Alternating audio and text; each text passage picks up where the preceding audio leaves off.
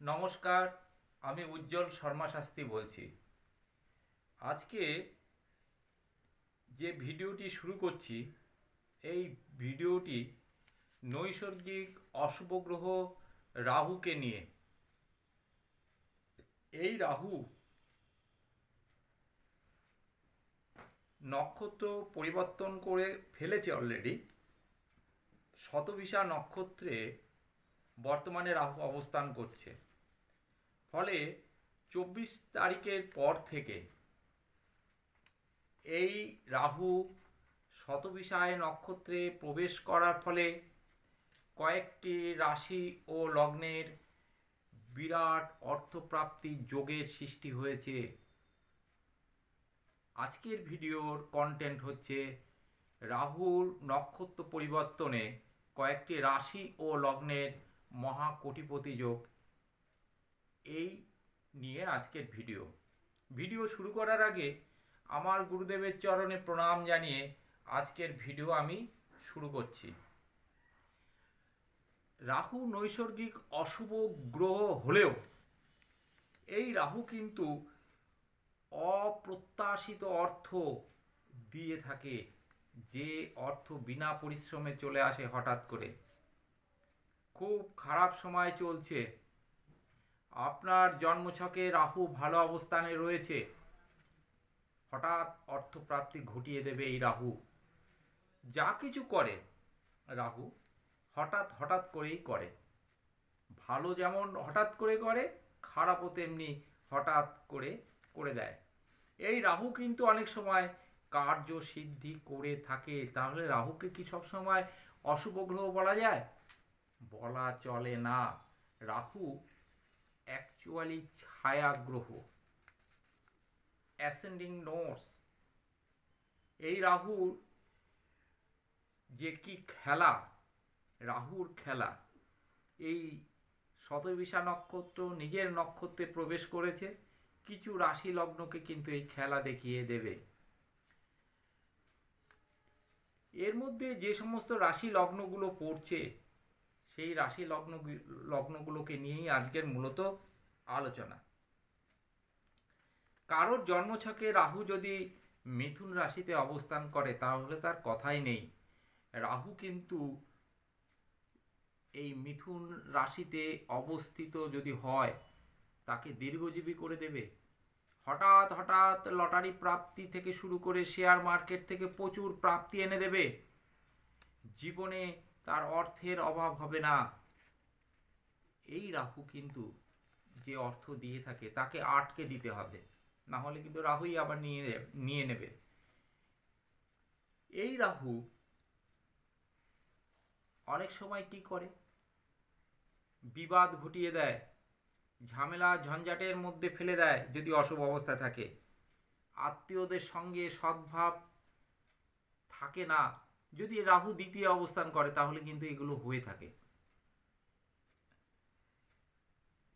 অবিবেচকের মতো অর্থ লগ্নি করে থাকে বিজনেসে, হঠাৎ তার সেই বিজনেস থেকে প্রফিট তো দূরের কথা, লস হয়ে যায়। রাহু যদি আবার তৃতীয় থাকে তাহলে কিন্তু বেশ ভালো ফল দিয়ে থাকে। রাহু তৃতীয় থাকলে, ষষ্ঠে থাকলে, একাদশে থাকলে, দশমে থাকলে ভালো ফল দেয়। যেমন বৃষ রাশি ও লগ্ন, বৃষ রাশি ও লগ্নের ক্ষেত্রে দেখুন খুব ভালো সময়। বৃষ রাশি ও লগ্নের ক্ষেত্রে রাহু কোথায় অবস্থান করছে? হিসেব করে দেখুন, দশমে অবস্থান করছে। ফলে এই মিথুন রাশি লগ্নকে কিন্তু হঠাৎ অর্থপ্রাপ্তি ঘটিয়ে দেবে। কিন্তু বৃষ রাশি লগ্নকে হঠাৎ অর্থপ্রাপ্তি ঘটিয়ে দেবে, একদম নিশ্চিত রূপে বলা যায়। মেষ রাশি লগ্নের একাদশে রাহু, মেষ রাশি লগ্নকেও কিন্তু হঠাৎ প্রাপ্তির ক্ষেত্রে রাহু একটা বিরাট ভূমিকা নেবে। এই 24 তারিখের পর রাশিতেই অবস্থান করছে, শুধু নক্ষত্র পরিবর্তন হয়েছে, শতভিসা নক্ষত্রে প্রবেশ করেছে। মেষ রাশি লগ্নকে কিন্তু প্রচুর অর্থ সম্পদ দিয়ে থাকবে, দেবে, মিলিয়ে নেবেন। আপনাদের জন্মছকে যদি রাহু খুব ভালো অবস্থায় থাকে তাহলে কিন্তু অবশ্যই এই ফল ঘটবে। যদিও আপনাদের শনি 7.5 চলছে রাশির ক্ষেত্রে, রাশির ক্ষেত্রে তো শনি 7.5, তা সত্ত্বেও কিন্তু রাহু আপনাদের দিয়ে দেবে অর্থ, যদি আপনাদের জন্মছকে রাহু শুভ অবস্থায় থাকে, রাহু যদি পীড়িত না থাকে।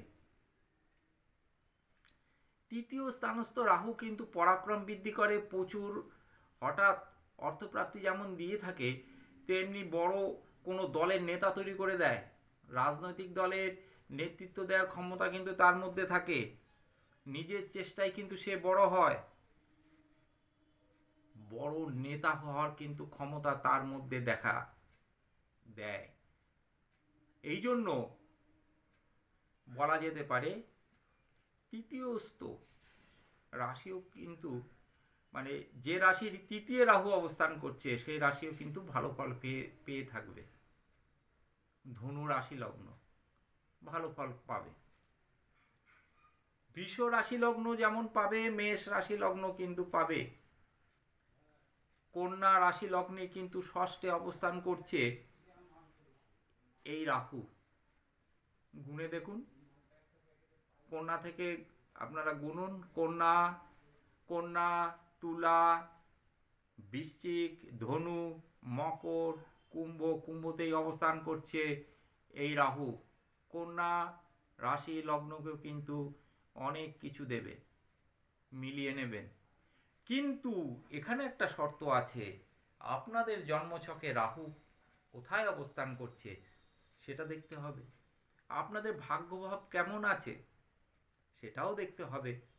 একাদশে, একাদশ পীড়িত আছে কিনা, একাদশ স্থানে কোনো অশুভ গ্রহ আছে কিনা, একাদশ স্থান পীড়িত আছে কিনা, দ্বিতীয় স্থান পীড়িত আছে কিনা, এগুলো তো দেখার প্রয়োজন আছে। সর্বোপরি রাহু ভালো অবস্থায় যদি থাকে 100% গ্যারেন্টি আপনাদের অর্থ প্রাপ্তি ঘটবে, ঘটবে, ঘটবেই, আমি গ্যারেন্টি দিলাম।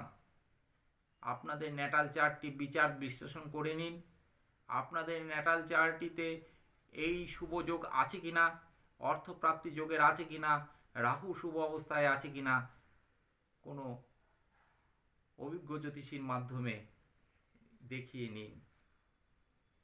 কুম্ভ রাশি লগ্নেরও কিন্তু অর্থপ্রাপ্তির সম্ভাবনা আছে, কুম্ভতেই অবস্থান করছে এই রাহু, খুব আনন্দ ক্ষেত্র রাহুর এই কুম্ভ রাশি, সেখানেই অবস্থান করছে রাহু। কুম্ভকে অনেক কিছু দেওয়ার কথা, কিন্তু অর্থপ্রাপ্তির সম্ভাবনা আছে। কুম্ভ রাশি যে দীর্ঘকালীন সময় ধরে কিন্তু শুভ ফল পেয়ে চলেছে, এই কুম্ভ রাশি লগ্নেরও কিন্তু অর্থপ্রাপ্তির একটা বিরাট সম্ভাবনা আছে। কন্যা রাশি লগ্নের কিন্তু শত্রু ধ্বংস হবে, দেখবেন শত্রুতা করে কিন্তু কন্যা রাশির আর কেউ কিছু করতে পারবে না। এই সময় কিন্তু যাদের রোগ আছে দেখবেন অনেকটা কমে যাবে, সবল স্বাস্থ্যের অধিকারী হয়ে থাকে যদি জন্ম স্থান থেকে, জন্ম লগ্ন থেকে, জন্ম রাশি থেকে যদি রাহু ষষ্ঠে অবস্থান করে, তাহলে কিন্তু এই সমস্ত জাতক জাতিকারা সবল স্বাস্থ্যের অধিকারী হয়ে থাকে, তাদের রোগ ভোগ কম হয়ে থাকে, দীর্ঘায়ু হওয়ার যোগ থাকে তাদের। এই কন্যা রাশি লগ্ন কিন্তু, কন্যা রাশি লগ্নে কিন্তু এখন রোগ ভোগ কম হবে। যাদের রোগ আছে, যদি খুব ক্রনিক ডিজিজ না হয়, তাহলে কিন্তু রোগ ভোগ অনেকটাই কমে যাবে। সুখে কিন্তু জীবন কাটানোর একটা সম্ভাবনা বেশ অনেক দিন ধরেই কন্যা রাশি লগ্নরা, লগ্নের জাতক জাতিকারা খারাপ অবস্থার ভিতর দিয়ে গেছেন, তাদের কিন্তু শুভ সময় আসন্ন। এই দেখবেন ব্যবসা বাণিজ্য করুন, যাই করুন, সাফল্য কিন্তু মেলার একটা সম্ভাবনা দেখা যাচ্ছে। মিথুন রাশি লগ্নেরও কিন্তু ধনবান হওয়ার যোগ, মিথুন রাশি লগ্নের কথাও আমি বললাম, তাদেরও কিন্তু যোগ রয়েছে। তবে দেখতে হবে। মিথুন রাশি লগ্নদের একটা কথা বলতে হবে, বলা উচিত, তাদের ঈশ্বরের প্রতি কিন্তু মনোযোগ বৃদ্ধি করতে হবে, আধ্যাত্মিকতায় মনোযোগ বৃদ্ধি করতে হবে।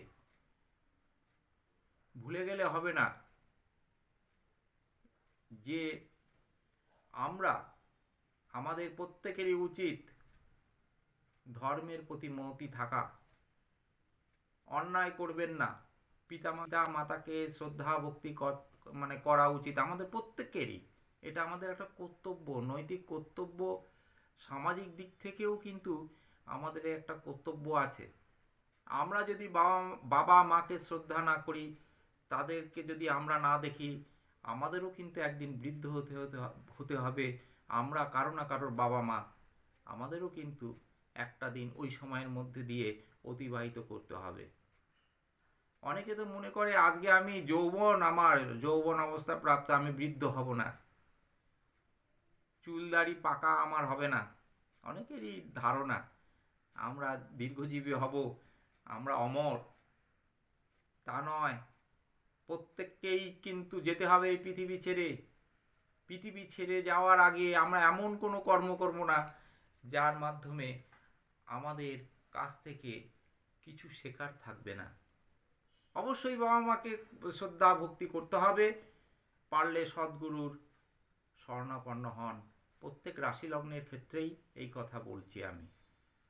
আমরা প্রত্যেকেই তাহলে ঈশ্বরের প্রতি মতি থাকবে, বাবা মায়ের প্রতি শ্রদ্ধা ভক্তি থাকবে। আপনাদের প্রত্যেকেই এই যে সমস্ত রাশি লগ্নেরগুলো কথা বলছি, মিথুন রাশি লগ্নের কিন্তু হঠাৎ প্রাপ্তির ক্ষেত্রে বিরাট সম্ভাবনা। তাদের কিন্তু মাঝে মাঝে লটারি হয়। মিথুন রাশি লগ্নের লটারি প্রাপ্তির কিন্তু সম্ভাবনা প্রবল থাকে।